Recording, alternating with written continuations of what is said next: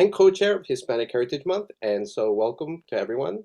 So tonight we have our guest star this evening is Rachel McKibbens. She's an activist, playwright, essayist, author, and she's going to share some of her poetry tonight with us, and I believe slam poetry, right? To be correct. Welcome to everyone. Maybe not slam poetry, but definitely poetry. Oh, okay, great poetry. So, following that, we'll open the floor up to the audience for some questions and comments for our presenter tonight. And I also want to introduce Professor Chanel Espaillat, who will be moderating this evening. She is Professor of English in the Humanities Department and the Director of the Writing Center. So many of you might already know her. And so welcome. So I'm going to duck out. Chanel and Rachel, please take it. Okay. Thank you so much, everybody, for coming this evening. I'm going to do the best thing possible, which is to shut up and let Rachel take the floor. Chanel, I never want you to shut up. We're going to hang out sometime and we're just going to, I don't know, shoot the shit forever. But thank you. Mehmet, thank you, Chanel. And thank you. I believe Eric is on sound it is? Okay, excellent. Cool. So hello, my name is Rachel, and I will give you a trigger warning for every single thing I say. I have experienced a lot. I've lived a long, wild, chaotic life, and I make no apologies for that. So here we go. Boom. This is called The First Time. The first time I came back to life was in 1980. I awakened, head a blue labyrinth trapped in sound, a grotesque clutter, the meep of a cartoon bird, sticky flock of children screeching in the courtyard. Then a voice, or voices I did not recognize, the ruined gasp emerging from within my cut-off throat. I unwrapped the telephone cord. How long had I been down? Skull fever pounding from the blackout, body feathered in sweat. I listened to the room, felt the rush and shuffle of my heart, a felled finch, the lavender shock of resurrection. Lucky my dad was not awake to find me there, his radiant little death inventor with X'd out eyes, a halo of birds circling my dome. Lucky to have outlived this unripened error. Can you imagine it? A child standing at the mouth of the underworld, pleading for a time out, trying to reason with whatever's in charge. No, I never meant to stay dead. I simply wanted a sweeter life. Poem written with a sawed-off typewriter. Some of us vanish out of habit, guided by some blood orchestral pulse, the delirium chorus of a rowing mind. She was always going. I haven't seen her in 2 decades, and I have felt every year. And what's the word for a shadow's shadow? Apparition, dark twin, heartless daughter. Sometimes she calls on your birthday, my father says, confused, mouth full of radio wire. God is a signal, the devil a song. Hey, Ma, how many voices does it take for a schizophrenic to change a light bulb? Wait, I'm sorry. Let me ask an easier question. When you left, did you leave your children half full or half empty? 3 strikes.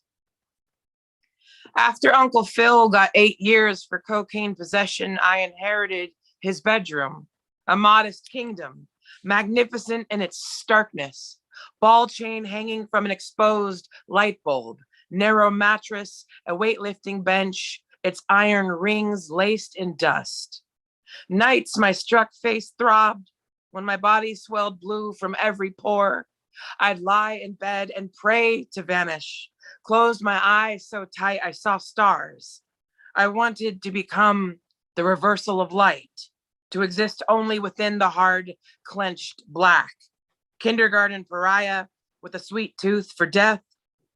And there, at the end of a smoke-stained hallway, I discovered the women, bodies shelved above the unworn coats and flannel button-ups, Names like Kitty, Crystal, Heather, Ashley, Candy, Vicky, Kim. Feathered hair and lip gloss, pussies held open by French manicures. They instructed me on the body's forbidden dialect, the gospel of ecstasy, how heat can ravage from the inside out. I'd practice in the closet, masturbated in the bathroom stall at recess, deep in my sleeping bag during slumber parties, the Sunday school cloakroom, dentist's office, the back seat, my middle finger, a shriveled magician. How else could I survive the endless winter of my childhood? Hell-spangled girl spitting teeth into the sink. I'd trace the broken landscape of my body and find God within myself. The Sandbox for Lisa or Lori. So I used to make out with these twins, a set of twins at Sunday school, and I could never tell them apart, which is why it's for Lisa or Lori. I did have a favorite. It was the one who always wore a headband, but I could never remember which was which. We held each other in silence, mouth against mouth, blood and thunder scorching the grass. Behind the shed, I played the husband, brutish breadwinner, choking her flesh in my troubled hands, pulling her head back to lick from neck to ear in frenzied thrill, the kind of love I learned from movies. And what light swamped the air as I shoved my bald pelvis against hers, blood ripening into wolf brine, burning a girl-shaped hole in the clover. Every afternoon, I became a god reinventing sky, expert forger of the dry hump. I asked, "Who's your daddy?" before that was even a thing. Once the recess bell rang, I released her back into the quiet unwild, to no longer mind, to fat white tubs of minty paste and songs about Jesus. From across the room, I watched my bride make eyes with the real boys and knew I could kill for her, drill a body down into the earth, boy in a Polaroid, a grisly figurine. The white horse of masculinity, bucking wild on the inside, I bit my lip and did as I was told. After school, I wanted to hold her hand. She always wanted a divorce. When the big kids followed me home, calling me lesbo, homo, wetback, faggot, I held my chin out and challenged to fight them all, every time. Why not? Might as well. We all knew I would never win anything. Oi! Sorry, my children are texting me, even though I said, don't text me. So I live with bipolar disorder, and I used to teach poetry at the youth program in one of the most notorious mental health facilities in the country. And it took a long time for me to name the mental illnesses that I lived with, because it felt like then I would have to surrender to their existence. I didn't understand at the time, this was like 15 years ago, that you are not mental illness. You just live with it. And it's nothing to be ashamed of. So it took a long time for me to write this poem, or to have the courage to write it. But when I did, it took me like 10 minutes. It's in 2 parts. It's about living with bipolar disorder, and specifically about the ways in which the frontal lobe kind of redirects and makes things more stressful than they are, right? It sends the wrong signals to me. Letter from my heart to my brain. It's okay to hang upside down like a bat, to swim into the deep end of silence, to swallow every key so you can't get out. It's okay to hear the ocean calling your fevered name, to say your sorrow is an opera of snakes, or to flirt with sharp and heartless things. It's okay to write, I deserve everything, or to bow down to this rotten thing that understands you, to adore the red and ugly queen of it, to admire her calm and steady rowing. It's okay to lock yourself in the medicine cabinet, to drink all the wine, to do what it takes to stay without staying. It's okay to hate God today, to change his name to yours, to want to ruin all that ruined you. It's okay to feel like only a photograph of yourself, to need a stranger to pull your hair and pin you down. It's okay to want your mother as you lie alone in bed. It's okay to brick, to fuck, to flame, to church, to crush, to knife, to rock and rock and rock and rock and rock. It's okay to wave goodbye to yourself in the mirror, or to write, I don't want anything. It's okay to despise what you have inherited, to feel dead in a city of pulses. It's okay to be the whale that never comes up for air, to love best the taste of your own blood. Letter from my brain to my heart. This place is dirty, but it's comfortable. Behind each crooked door waits the angry weather of a forgiveless child, and I cannot help but admire this horrible power of mine, how each small thing can become my death, a lost house key, a spoiled egg, a howling dog. There is no prayer or pill for this. It is a ruthless botany, and I might as well be buried in the yard. I have no one to blame. Not the woman who sang to an empty cradle, not the dogs of spite who bit my hand, just this long-legged sorrow who trails my every joy like a dark perfume. You have my permission not to love me. I am a cathedral of deadbolts, and I'd rather burn myself down than change the locks.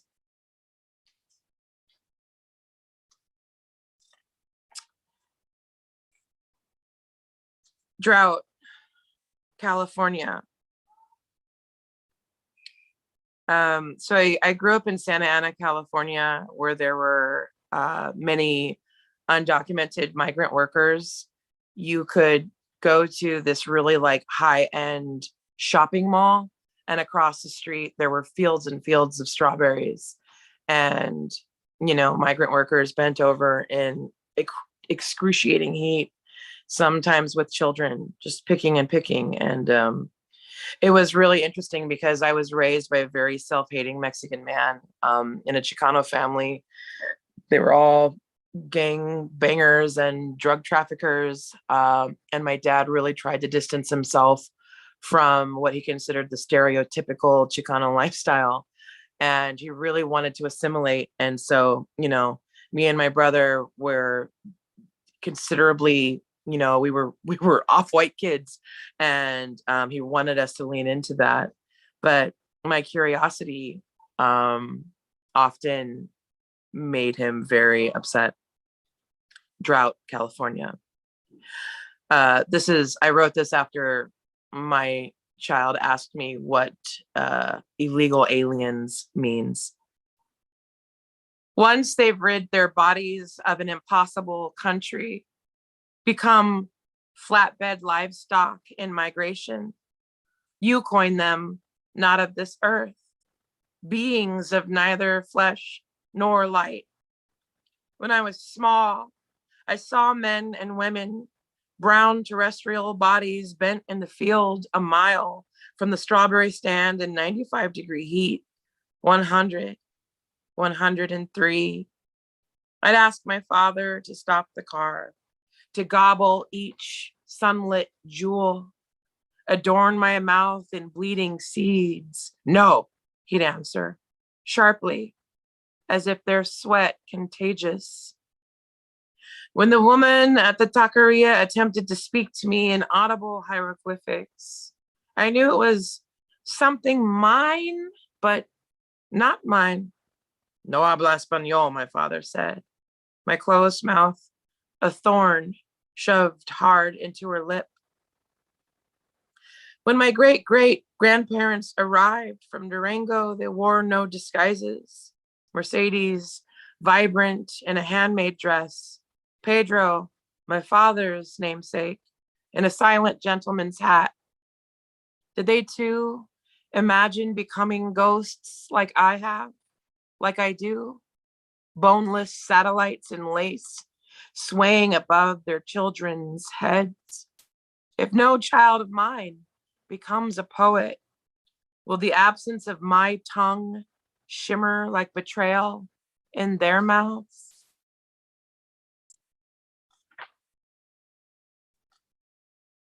Outhouse. My partner, it's so interesting how black sheep, we always find each other, right? Is the survivor, as am I, and all of his sisters are. And I wrote this poem sort of in response to the years of guilt that he has carried. He used to always say, I wish if I had just killed my dad, you know, my sisters would be all right. And I always think, well, if you killed your dad, then probably we wouldn't know each other and our family wouldn't exist. And then our survivorhood wouldn't exist, you know? This is called Outhouse for Jacob. It's for all people who have endured. What does the God of your childhood look like? The soft apparition pigeoned in the attic, a wound eating you 1 year at a time. If you could destroy the story before it started, would you? Go back before the unnameable thing? If you could return to your father at the foot of their beds, would you swallow your sisters whole to save them? Obedience in the wrong house is a kind of plague. Survivor's guilt, a sleight of hand. No outrunning your blood's calamity, so you gather your teeth and dig your trenches. Tell your stories, but never come clean. No news from the mother yet, just your gutted sisters embalmed in the outhouse.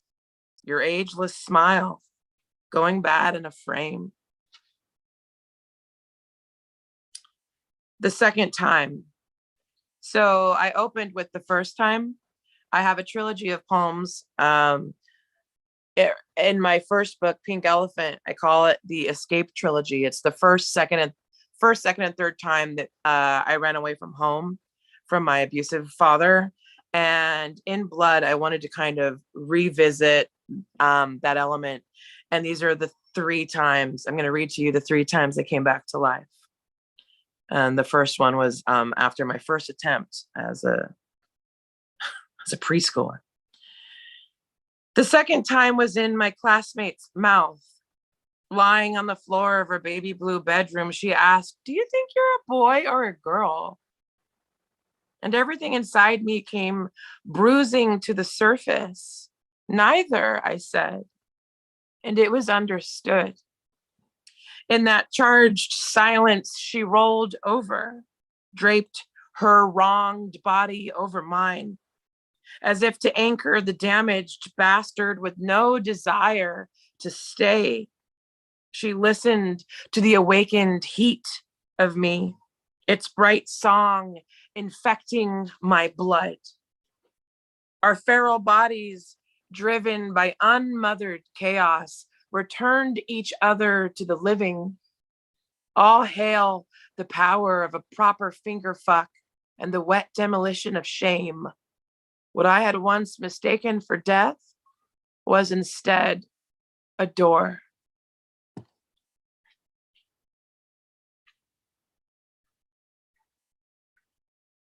So now for a sad poem. I kid. So my oldest child also lives with schizophrenia.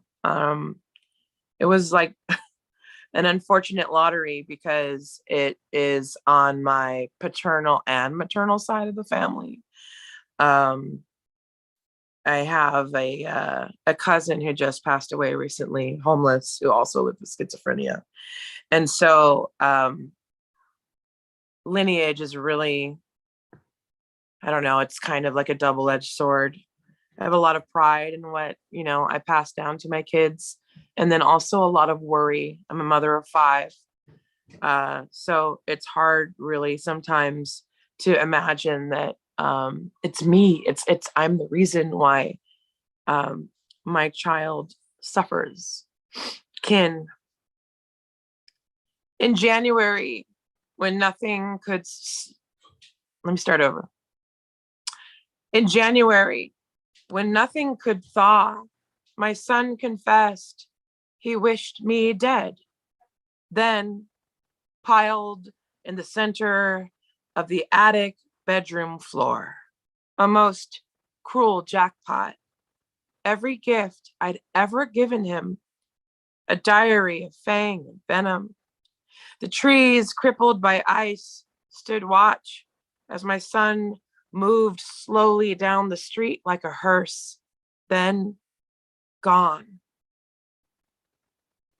All winter, I wanted to write a poem that did not include the word ruin.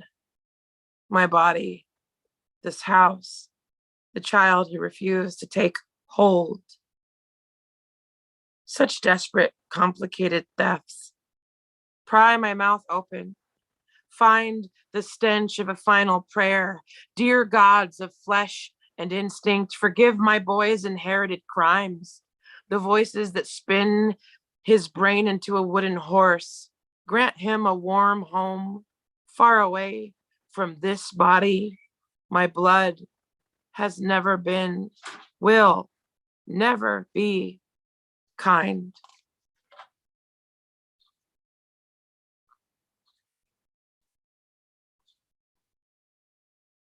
So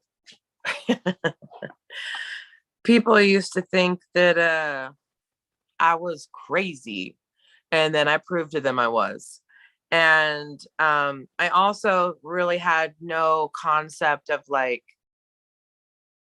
I grew up in a household that was, no one seemed to give any fucks about, I don't know, integrity or, just like kindness. And so I like to think that I had lots of integrity. And if I say I'm going to do shit, I'm going to do it. And that was also a problem. And this poem has never been seen by its subject or heard by its subject so far that I know of. And so that's an interesting thing to have in a published book. One more time, with feeling. When I was 19, I stole a gun. The drug dealer next door blitzed out of her skull, didn't see me pull it from her kitchen cupboard. As the California sun sank below the foothills, I haunted the neighborhood, screaming your doomed name. I was ready. A death wish Romeo beneath your bedroom window. Split once a neighbor threatened to call the cops. I never told you this story. Not because I regret what I did, was prepared to do. Those 45 minutes of havoc hunting down your head.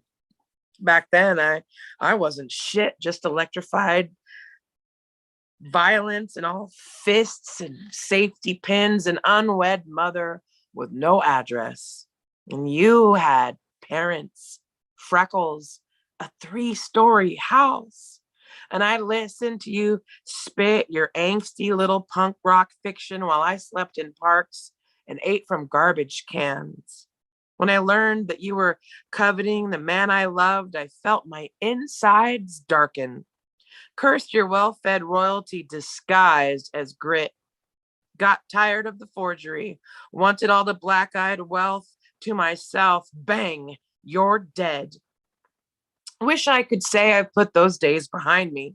that I never fall into the steel weight daydream of a gun's hard lesson. 1995 was half my life ago, and still, every time you call to bitch about your latest ex-soulmate or DUI or one more child taken from you by the state, I want to tell you about the only night you survived, when something said, fall asleep. And you did. Crashed hard with a starving bitch and pistol at the ready. Birds still singing in the half daylight. I'll say it here right now, one more time with feeling. It was the first time in this wretched life a God was on my side. Because what a different life I'd live. And also, he wasn't worth a felony. He wasn't worth murder charges. You will all learn. Trust and believe, no dude is worth a murder charge. Not a one. Unless they harm your children, and then all bets are off. Una oración, Bruja's soliloquy. I arrived one body part at a time.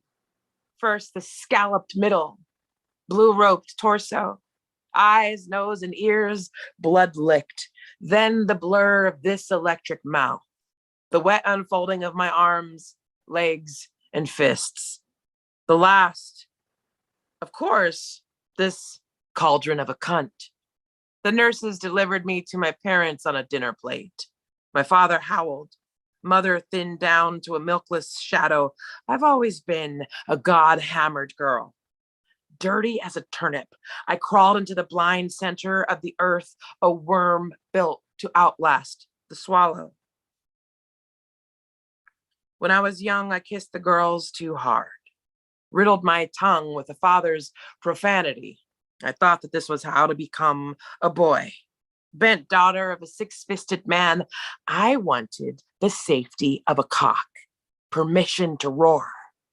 Dumb as the moon, I knew nothing of my body other than the violence it ignited, how my bones reeked of motor oil, my every opening a socket to blacken each thieving finger. Who would ever choose to be the damaged house? Better to be the demolition gender.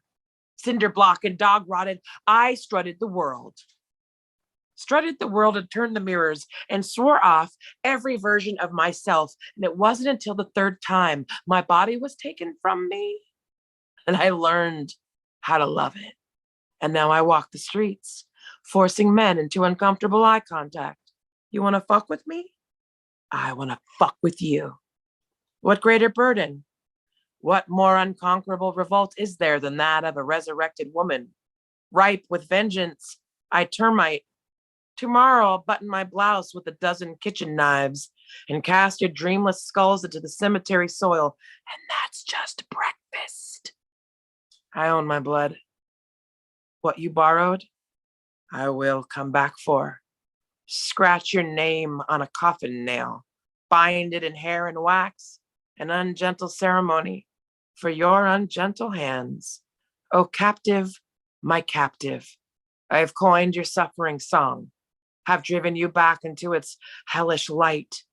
Let the drilling of the worms be your only sermon, the rotting of your flesh, a salvaged psalm. Listen, anything holy is not reversible. There isn't a man alive who could undo me.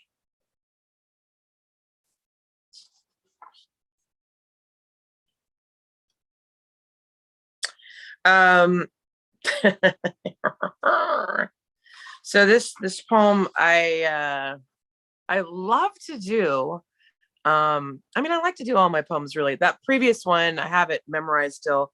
It's a part of a play that I wrote, which is a weird play because it's a play about being the person who was forced into writing a poem, or the poems that I write, you know, about my mom and my family and living with that mental illness. And then in the middle of the play, the poet comes to like a realization, like the human does, and it's very fun and meta. And I hope to bring it all around once all of this COVID bullshit ends. It's just really so serious. this pandemic, and I hope that y'all are staying safe, wearing your masks as well as being vaxxed. Because you gotta do both, friends. You gotta do both, or it means nothing. Whew. All right, that's my soapbox. This is called For Carol, Who Is No One. Mother, you lousy walk-on. You muddy old bitch. I've become your good daughter. I've written you a part big as Mississippi. I've authored you a new womb filled like a gas chamber. Here is your fat mouth brimming with pills. This is no poisoned apple movie star spell, mother. You still are what you are, a plotting, mirror-bitten hag who hobbles the halls like a jilted landlady, babbling on and on about your ghost-skinned girl, your bad invention, your angry daughter. Where did you go for so long? Why did you leave us alone with the woodsman? Did you know I have 5 dizzy dwarfs of my own? They have heard all the stories. They know your real name, Carol. Carol. We sing knots into your hair and piss on your soap. We've built you a castle covered in witches, and if you should come, dear mother, to visit us, we will serenade your face with a choir of hammers, feed you to the river in a dress made of stones. Boink. All right, I have a good, 13-ish minutes left. I hope some of y'all are still here. I understand if you did not stick around, but I am here to answer questions, to deliver hexes to the patriarchy and any of the other things that we need. I'll read you, it's kind of, I don't want to say it's anticlimactic, but the last time is simple. I think that it's important sometimes for writers to allow ourselves to just sort of return to simplicity. You don't have to adorn everything all of the time, even though as a Chicana, that's like a thing I like to do. I need to have a rose and a skull and, you know, a machete somewhere in my shit, but you can just have it like on the inside and the interior of your shit too.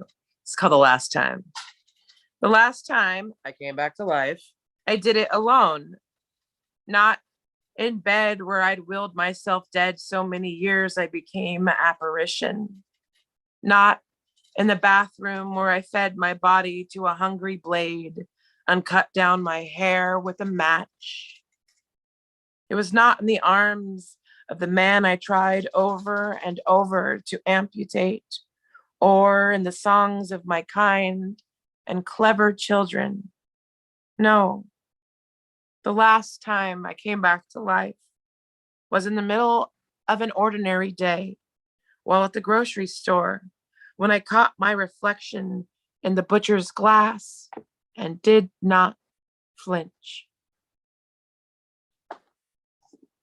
So I am going to move on to, that was the 3rd full-length book I've written, but I'm going to go a little backwards and read from my 2nd book because she's a doozy.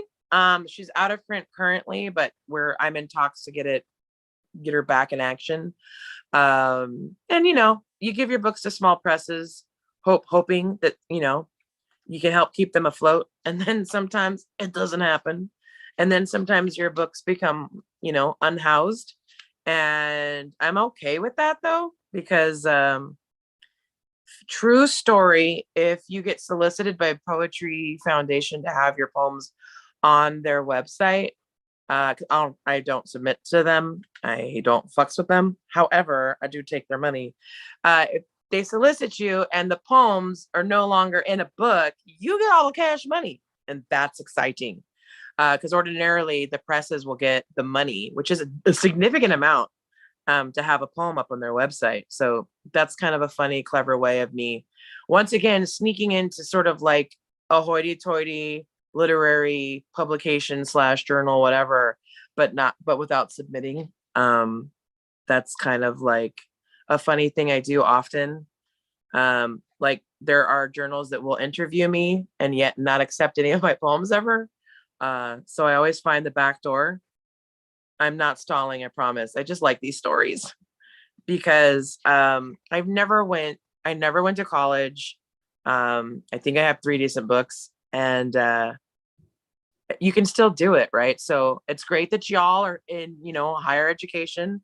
I commend you for that. I just don't have the mental stamina for it. But you can also be rogue, right? And like just do something if you're good at it, and like just keep throwing it at folks until it sticks. Anyways, this is a poem about rape culture, but I promise it's so heavily veiled that it shouldn't harm you. This is called Notes from the Jacquescousteau Ballet. When your sweetheart came home from Madagascar, he brought you a necklace with pearls the size of grapefruits. You wore it all the time, even though it was uncomfortable, even though it left a strand of bruises across your collarbone. You could hardly breathe. We all laughed at first, until the wild night out on his yacht, when you were dancing and dizzy and you spun overboard and the ocean clutched you in a welcome home embrace and you shot all the way down like a screaming cannonball. Your sweetheart didn't want to get his suit wet, and the rest of us never learned how to swim. So you sank and sank until it was so dark you didn't know which way was up. After 2 days, we headed back to shore. As we stepped onto the dock, the 8 of us agreed, you never should have learned how to dance. This was all your fault.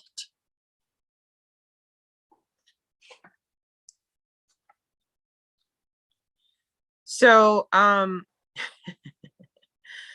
this next poem is, it's called a pantoum.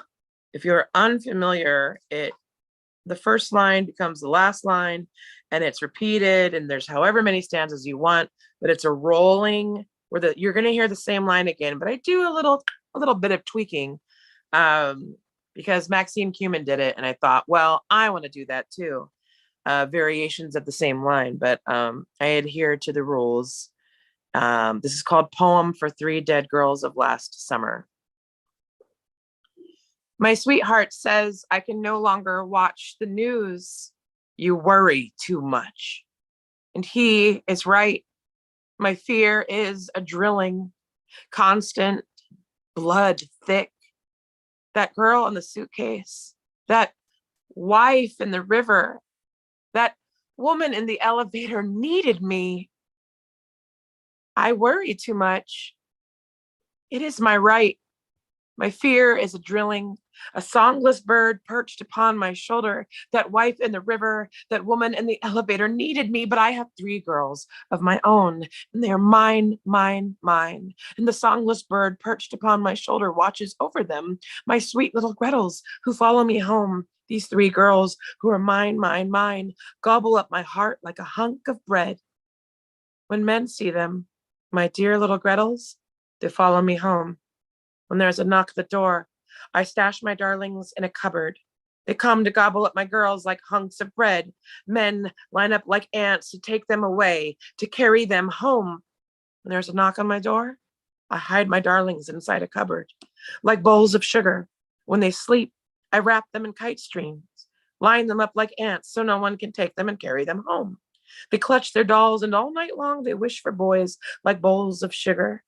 As they sleep, I hold them like kite strings, constant and blood thick. That girl on the suitcase clutched her doll and all night long wished she'd been a boy. My sweetheart says I can no longer watch the news.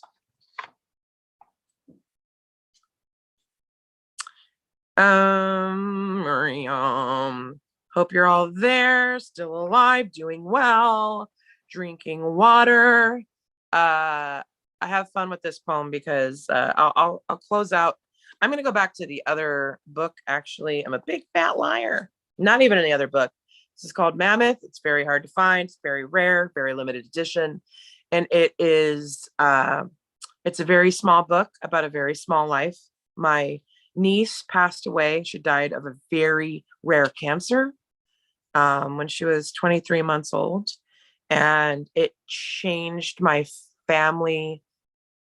I mean, monumentally, of course. I think that all pediatric deaths do that, but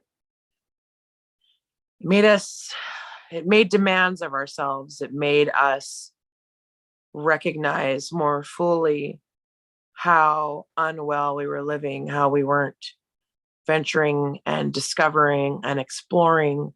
And so we started doing cross-country drives from New York to California and back, just being away from, society, camping across the country, and truly like being present in a way that you just don't, you just kind of forget to check in with your humanity and the spirit. And so these last two poems are for sweet Ingrid and sweet Biz. Small talk. The checkout clerk asks how my day is going. Shitty. He smiles automatic, and then he hears me. Oh, that's too bad. Sorry to hear it. I take my bag, glancing back at the counter. Did I forget someone? Did I pay for this? I don't even want this. At the traffic light, car horns blare like skinned animals. I put my foot on the gas and I go, not because the light is green, but because we put a warm sweater on the child and then we buried her. Well-wishers have named this a difficult time. They keep apologizing for how difficult it is. If there's anything I could do. Do you need anything? How about a little goddamn honesty? How about calling it what it really is? How about stop your fucking smiling? How about break it down? Carrying 3 bags of groceries on each arm while holding a sleeping 3-year-old while trying to unlock the front door is difficult. Watching a coffin go by, small enough to be carried by one person, is difficult. What I need somebody to do is to talk about the dolls, and the baby shampoo, and the unscuffed shoes, and the boxes of latex gloves, and the empty car seat, and the woman who survived decades of shit to end up here, an addict, 4 years sober, praising morphine in her child's final hours. What you have to do is call picking out your baby's headstone, the ravenous hell that it truly is, and say, I'm sorry. I'm so very sorry. I'm so sorry for this impossible time.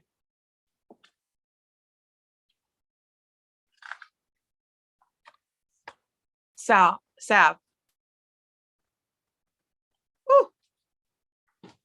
You want only to become magnificent in the naming of terrible things.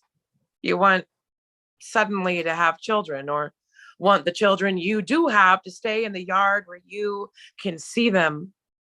You want the man in the elevator to turn and look at you, pin you against the illuminated numbers, to unhinge his jaw and devour you. These are the things you need to survive, to fake normal. Suddenly, you want to live how you want to live. And I don't mean to get personal, but I have to ask, how alive are you right now? How many poisoned fires have you consumed? How many years have you conquered to defend what you do? What haven't you done? What are you doing? If you're hearing this, it's not too late. The child is buried in the ground. Her bones are winning, but your flesh is still yours. And what better power do you have than that? None. None. This is it. This is it. So go ahead. Eat everything while you still have teeth to do it. Thank you. That will conclude my reading for this evening. Back to you, Chanel. Thank you so much, Rachel. That was just outstanding. And Did I do all right? Did I mess up?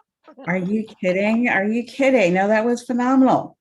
I'm going to give people a minute to sort of marinate in it a little bit before we start taking some questions.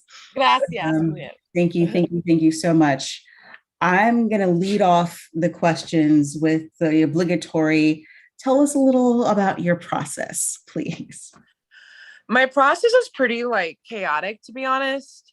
I sometimes go dormant for a good 5 years and then I write a book in 3 days. That's just a weird thing I do. It's part of my mania. I often joke Charlie Sheen, who's also bipolar, will go snort lines off a hooker's ass, but me, I'll write an entire book of poems. We all have the ways of coping when we are probably enduring tons of crisis. What I do is, after I've processed whatever event, when I'm far enough away from it to really be a proper witness, and to assess the landscape, the aftermath of something, then it's time for me to write. And I cocoon and I put my head down and the whole house knows oh, mom's writing. Don't feed her, don't touch her, don't look at her. She'll come up for air, she'll come up for a smoothie and dive back in.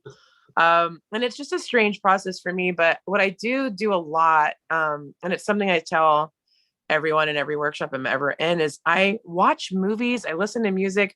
I don't think that just poetry should be what informs my poetry. I don't think that that's how we should do, is to stick to one genre of expression. And so I work really hard at just being an alert witness at all times. I'm constantly just taking notice and allowing for whatever, mayhem, whatever language feels best in the mouth to name a thing. That's what I'm doing, but as an actual, as a witch, and I believe that all, a lot of us are born witches and don't know it. I think that something awakens in me, and it's this a sharpness, and I'm very in tune, and boom, I just go into it. And I know that sounds really corny and metaphysical, but it's the truth of it.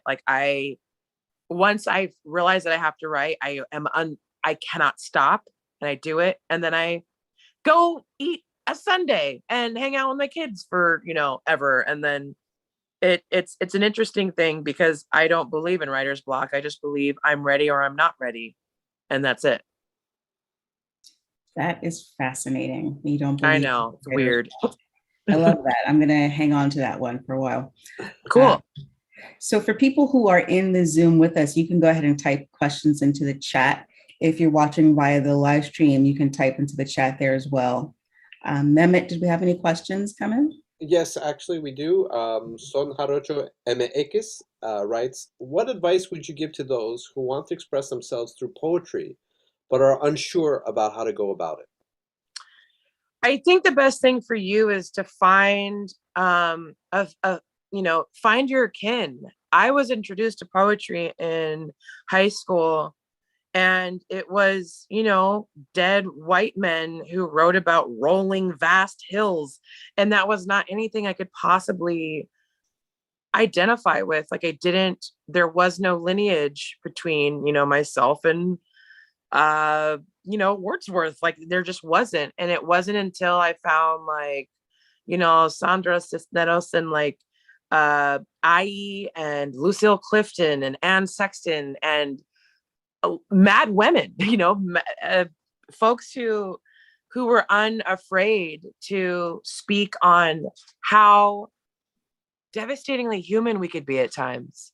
I don't believe that people are monsters. I believe that sometimes we're just so terribly human. And I think that if you just explore enough, if you look hard enough, you'll find your people, and ask folks, listen to folks.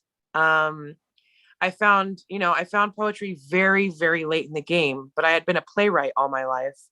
And, Tennessee Williams, John Patrick Shanley, like there's a lot of yahoos and misfits of the playwriting world informed my first ventures into writing. But it was poetry that I believe like truly saved my life, because I needed a kind of language that was a little more daring and not too normal. Poetry allowed me access to the trapdoor in my brain. So yeah, that's what it is, really, is to just hunt them down, find them, and then you start understanding who your people are. I could rattle off a few names like Jan Beatty, and I think of Terrence Hayes and Angel Nafis, Era D. Matthews. Like those are my kin. Those are my people. And it's okay to have your writing only be accessible to those folks. I used to really think it was important, right, to be understood by everyone, but like that's not how I live my life. So why was I trying to allow my poetry to do that level of crucial, unnecessary, not even crucial, but unnecessary labor? I don't have to be for everyone. I am actually quite fine to have fellow brujos like hear me and be like, that's mine, and then like not be for, Kelly at Panera. Got it. Since Rachel also brought up playwriting, a student of mine here also asked a question about that. What made you try out playwriting? What led you to playwriting? Well, it was just me being a really loud, I was a class clown like all through junior high, and Mrs. Dietrich took me aside and was like, Camacho, quit fucking around in class. Get that energy out on stage. Quit being in fights. I was like this angry little chola. And so she was just like, Camacho, I want you to audition for like some dumb like drunk driving PSA play thing. And once I did it and I made the whole auditorium laugh, I understood like, oh, live theater, like it's just the same as me in class, only folks are paying and I get to have brownies backstage and lemonade. Like, word, that's what I'm here about. So it truly kept me off the streets, like it really did. And playwriting though, like once I discovered that like I could put my own language, I could be a snitch, right, without being a snitch. Like I could name things and just have I don't, that doesn't come from my true life, but it always did. I was writing plays up until I graduated high school. Like everyone knew, like if you look at my yearbooks, it's like, I can't wait to see you get an Academy Award, win a Tony, all that shit. And then I had a nervous breakdown because I had to do a play where Days of Wine and Roses, where I played an alcoholic, and I'd never had alcohol in my life, but I just mimicked my dad on stage. And I did that for 6 nights. And, like I believe in duende, and like I allowed myself to be possessed by someone I didn't want in my body.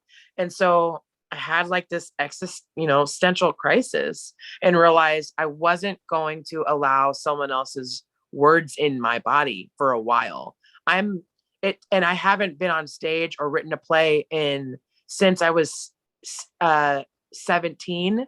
And I just wrote my first one like a month ago and performed it at the Fringe Festival at Rochester. And I'm like, oh, word, we're back. Like I just needed to have that much time away. I'm 45 now. So however, I don't, I suck at math, but whatever that was, that's how long it took me to finally return to playwriting, which I absolutely love. I think theater is so important. It's just, it allows us to prepare in ways that are necessary in real life. Like you can prepare on stage and do the things and say the things that you're too scared to say in real life. And then so when you do get your shot, you say it and you've already practiced. It's great. I thought I saw another question about We've got two questions I here. saw. I can read this one so everybody can hear it. This is from John. As a fellow poetic witch, I'm curious, have you ever written a poem that had unforeseen effects on the subject of the poem? Yeah, you have to be very careful of that. I won't get into specifics, but I learned actually pretty quickly the power of manifestation, invocation, and how the word written down with enough intention can cause some chaos in the real world. And this is something I've never spoken about, so I fucking love this question. But it's real, and so I'm really careful. Like, the editorial process has more to do with saving lives than getting rid of words. Like, I need to be careful. I mean, I don't want to take ever credit for someone's demise, but I'm just saying it's so important to consider that, like, if I'm going to put this out into the world, is it a wounding? Is it actually harmful? And I think that that's what I'm thinking about all the time anyway. Like, you can't be a proper witch in this world and not constantly be thinking about the blowback. And, whether, like, that's why you don't get into specificities. Like, I have folks all the time are like, can you hack so-and-so, blah, blah, blah. And I'm like, I ask for justice. I never ask for anything else but justice. And if the world deems that this person who's been abusive wins the lottery so that they're financially secure and no longer angry and hurtful, so be it. If it means that they, I don't know, get a job in Newark and are no longer, here in this city, so be it. Like, whatever that is. But yeah, it's very important to be careful. And I have experienced things like that. I've been told at a young age to watch my mouth. And I do better now. I'm a middle-aged hag. And even with my thoughts, I have to be very careful. I have too many powerful ancestors behind me, like, legit. They do the work swiftly. And so I am very careful, is what I'll say. That could be a whole other discussion. Trust and believe. As Santísima Muerte is looking down over me, I'm like being a very good, I'm just being a good citizen of the people and making sure that I'm always working for the oppressed. And that's just my fucking job in the world. Okay. And our next question on the chat here is, when you moved from California to New York, were you surprised by the culture shock of how diverse New York is? Did New York provide a different perspective to you that aided in your writings? What I was surprised that there wasn't a single proper carne asada taco anywhere. I couldn't believe the lack of Mexican food. And then I didn't realize how many people had not really seen a Chicana, because, like, I blend in with all the bitches at East LA. But then I came here and people were speaking Farsi to me. They were like, it was just an interesting thing. And I never forget. I think the thing that, like, struck me was being on the F train, and there was this blonde hair, blue-eyed woman. And then the most cataclysmic sounding consonants only language came out of her mouth, when I really would have thought she was going to be like, oh my God, Heather, you wouldn't even believe, like, I expected a very specific thing. So then to be around bodies, like real bodies, like the Boricuas, and like how folks just like represented in such a beautiful way, unlike Southern California specifically, where it was like everything sucked in, pushed out, like all that shit. Like, it was wild. Like, if you go from LAX and land in JFK, it's like you're in a different country, because I mean, LAX is like, it's mall culture, Chanel, all this like stuff. And like, everyone looks real tight and 80 pounds. And then like, you come into New York City and it's like, just people are so authentically present. And it was such a beautiful thing. I melded pretty quickly. Even my California driver's license had a shirt that said "I love New York." And I remember, because when I had to turn it in and switch it out, I was like, oh, I don't get that picture anymore, because it had lasted forever. And everyone had always said, you belong in New York. Like, why do you live in Southern California? It didn't ever make sense. Like, it was just really, but it was a beautiful thing just to see so much representation all across the board. And to be welcomed by like acentos, because they're like, I'll never forget Fish Vargas is like, Rachel, what are you? Because like McKibbens was my married name. And I'm like, I Chicana, like my, and it's like, I knew it because you're too mean to be white. I was like, oh, no. That's no, it's not that. Trust, whites are the meanest motherfuckers on the planet. But, like on a different level, like I could hold up because I also was raised by fucking like convicts. And so I, like, in fact, from the mic, when I was hosting there, what was it? Yo Mama from MTV, they were like, you need to be on the show. And they had me come audition, but I was late to it and I was locked out of the building and I didn't have a cell phone back then, so I didn't know how to get in, but I would have been on that shit because I'm a mean motherfucker. I was raised by fucking convicts, and there's no one who rolls out the dozens sharper than a convict on a porch who just got out of lockup. Like, that's real. And so that was very much where I come from, and I'm super, super mean in that way. But it's always funny. Wow, I would have paid good money to see you on TV, perhaps. Yo, can you imagine Yo Mama? I would have destroyed those dudes. I used to watch it and I was like, oh, you're so soft. What is wrong with y'all? If I can weigh in, today you can find very good carne asada tacos in New York as well as many other. I heard everybody says that now, and I'm like, well, now I'm in upstate, so what the hell? Now I'm like in upstate New York. The Mexican community has been the fastest growing immigrant community in New York City. Are you kidding? In the last 40 years or 30 years? Well, I moved from there. I moved from there in November 2008, and it was just slowly like people were like, Rachel, no, you gotta go to, and I was like, nah, and like but I grew up like eating tamales out of the fucking cooler in a parking lot at Kmart, you know what I mean? So it was just such a different, it was a different thing.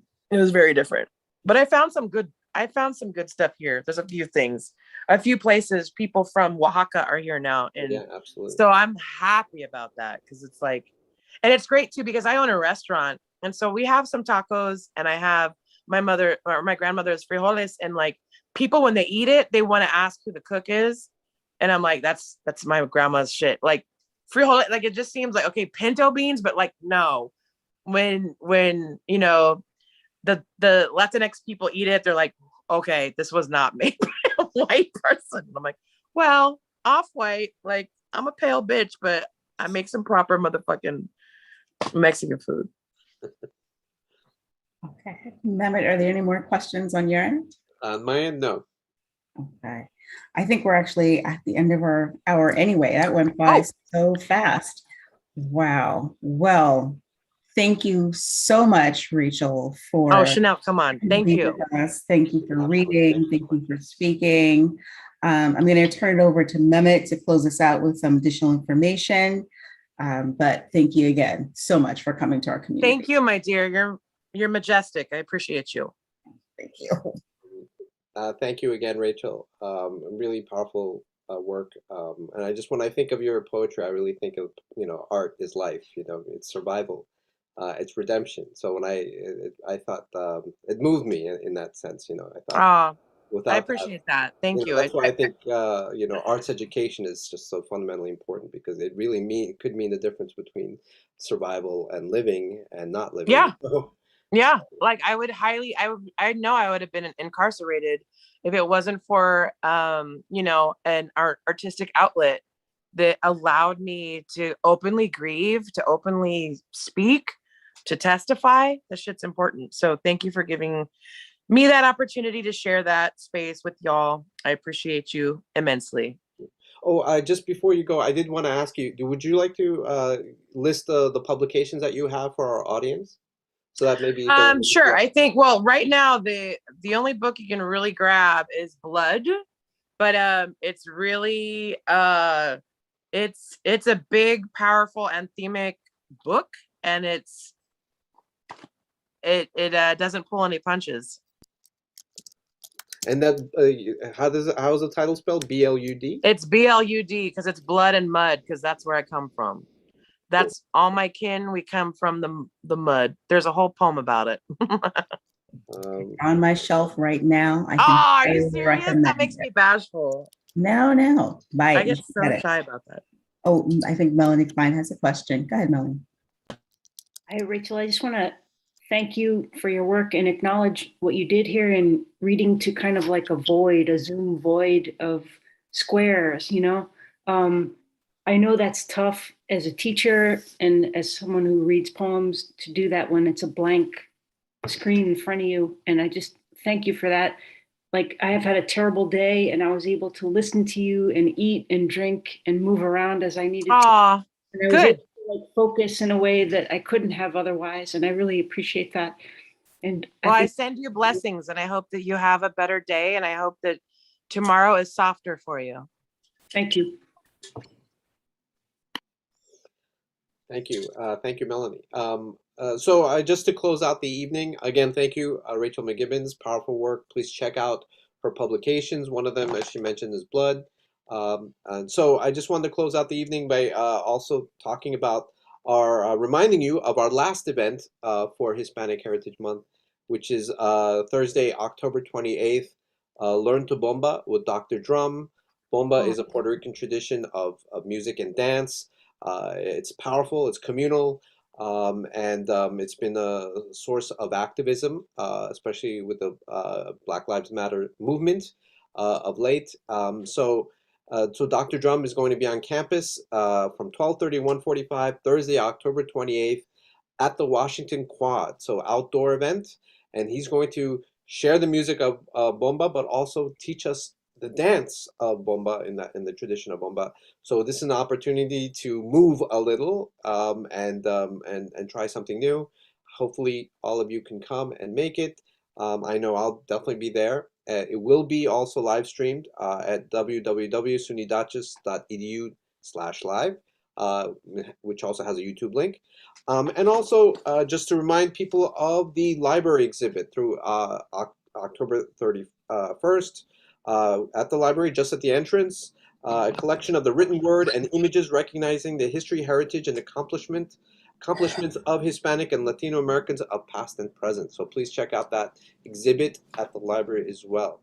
And again, thank you, Chanel, Professor Chanel Spayat, for your moderation this evening, introducing Rachel's work and the discussion. And hopefully we can do more collaborative events in the future. And thank you for our audience for coming and being part of this and asking questions. And so hope to see you at our next event. So thank you. Good night. Thank you, everyone. Have a good day. Thank you. Good night. Good night. Thank you again, Rachel. Thank you. Thank you.